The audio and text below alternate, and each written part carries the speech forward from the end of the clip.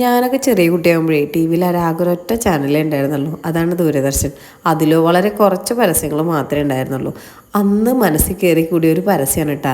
ഹസ്ബൻഡിൻ്റെ ഫ്രണ്ട്സ് എല്ലാവരും പെട്ടെന്ന് വന്നു, ചോദിച്ചതോ ക്യാരറ്റ് ഹൽവ. പരസ്യം കണ്ടിട്ട് ഉമ്മാട് പോയി പറഞ്ഞു ക്യാരറ്റ് ഹൽവ വേണമെന്ന്. ഉമ്മാടേക്ക് നിന്ന് കിട്ടിയതോ ഒരു കൊട്ടക്ക് ചീത്തേ. ഉമ്മാനെ കുറ്റം പറഞ്ഞിട്ടും കാര്യമില്ല, അന്ന് യൂട്യൂബൊന്നും ഉണ്ടായിരുന്നില്ലല്ലോ. ക്യാരറ്റ് ഹൽവ എന്ന് ഉമ്മയും കേട്ടിട്ട് തന്നെ ഉണ്ടായിരുന്നുള്ളൂ. ഞാൻ സ്വന്തമായിട്ട് ഭക്ഷണം ഉണ്ടാക്കി തുടങ്ങുമ്പോൾ തന്നെ ആദ്യമായിട്ട് ഉണ്ടാക്കിയ ഒന്നാണ് കേട്ടോ ക്യാരറ്റ് ഹൽവ.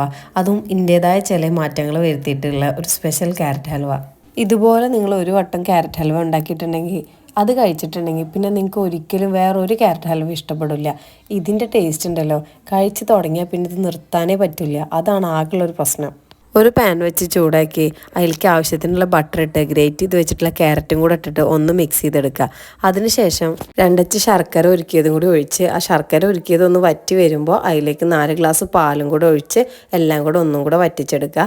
അതിലേക്ക് 4 ഏലക്കായും 4 ടേബിൾ സ്പൂൺ പഞ്ചസാരയും കൂടെ ചേർത്ത് അതൊന്ന് പൊടിച്ചെടുക്കുക. അതും കൂടെ ചേർത്ത് എല്ലാം കൂടെ നന്നായിട്ടൊന്ന് മിക്സ് ചെയ്യുക. അതൊന്ന് വറ്റുന്ന വരെ ഒന്ന് വെയിറ്റ് ചെയ്യണം കേട്ടോ.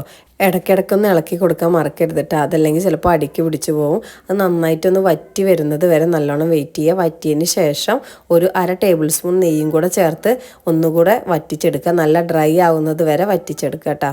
നല്ല അടിപൊളിയായിട്ട് ടേസ്റ്റി ആയിട്ടുള്ള ക്യാരറ്റ് ഹൽവ അപ്പോൾ റെഡി ആയിട്ടുണ്ട്. ഇത് നിങ്ങൾക്ക് ചൂടോട് കൂടിയിട്ടോ അതല്ലെങ്കിൽ ഒന്ന് തണുത്തതിന് ശേഷമോ ഫ്രിഡ്ജിൽ വെച്ചൊന്ന് തണുപ്പിച്ചതിന് ശേഷം ഐസ്ക്രീമിൻ്റെ കൂടെയോ അല്ലാതെ ഒക്കെ കഴിക്കട്ടെ. നല്ല അടിപൊളി ടേസ്റ്റാണ്. കഴിച്ച് തുടങ്ങിയാൽ നിങ്ങൾക്കിത് നിർത്താൻ പറ്റില്ല എന്നുള്ളത് എൻ്റെ ഉറപ്പാണ് കേട്ടോ.